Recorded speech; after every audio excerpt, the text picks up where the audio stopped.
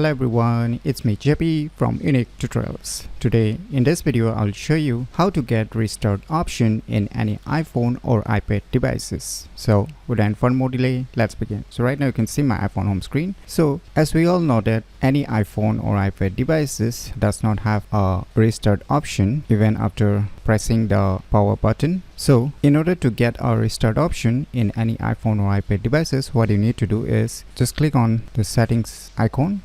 And now you will see here accessibility, just click on it.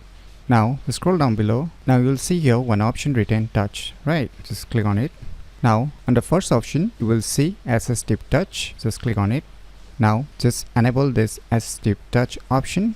Now you can see one circular floating icon appearing on your screen. So now you can just minimize this window. Now you can just place it anywhere on the screen, wherever you like. So I'll just place it here. Now just click on it. And now click on this device option, and once again click on this more option.